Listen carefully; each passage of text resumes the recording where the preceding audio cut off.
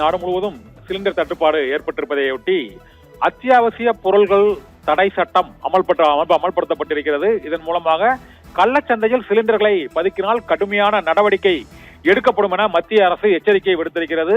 Iran Israel போரால் நாடு முழுவதும் சிலிண்டர் தட்டுப்பாடு ஏற்பட்டிருக்கிறது. இந்தியன் ஆயில் கார்ப்பரேஷன் வணிக தொழில் நிறுவனங்களுக்கான எரிவாயு சிலிண்டர் விநியோகத்தை தற்காலிகமாக நிறுத்தி வைத்திருக்கிறது. இதையடுத்து நாடு முழுவதும் எஸ்மா சட்டம் அமலுக்கு வருவதாக மத்திய அரசு அறிவித்திருக்கிறது. இதன்படி அத்தியாவசிய பொருட்கள் விநியோக தடை சட்டம் அமலுக்கு வருகிறது. இதனால் எரிவாயு சிலிண்டர்களை பதுக்கி வைப்போர் மீது கடுமையான நடவடிக்கை எடுக்கப்படும் என்றும் அதிக விலைக்கு கள்ளச்சந்தையில் விற்றாலும் கடுமையான நடவடிக்கை எடுக்கப்படும் எஸ்மா சட்டத்தின் கீழ் என்று மத்திய அரசு எச்சரிக்கை விடுத்திருக்கிறது. எரிவாயு சிலிண்டர்களின் பதுக்கலை தடுக்கவும் கள்ளச்சந்தை விற்பனையை கண்டுபிடிக்கவும் இந்த எஸ்மா சட்டம் அமலுக்கு வந்திருப்பதாக மத்திய அரசு அறிவித்திருக்கிறது.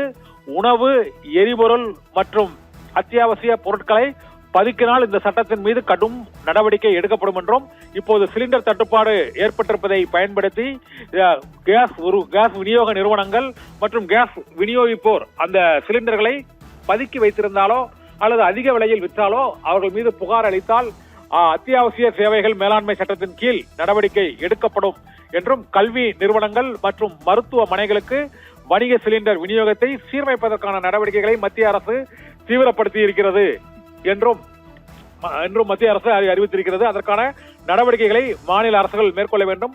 கல்வி நிறுவனங்களில் உள்ள மாணவர் விடுதிகள், மருத்துவமனைகளில் உள்ள உணவகங்கள் மற்றும் அலுவலக அந்த அறுவை சிகிச்சை மையத்திற்கு தேவைப்படக்கூடிய அந்த அதற்கான பயன்பாட்டு சிலிண்டர்கள் உள்ளிட்டவற்றை, ஆக்சிஜன் சிலிண்டர்கள் உள்ளிட்ட பயன்பாட்டுகளை இப்போது முறைப்படுத்தவும் கண்காணிக்கவும் மாநில அரசுகளுக்கு மத்திய அரசு உத்தரவிட்டிருக்கிறது.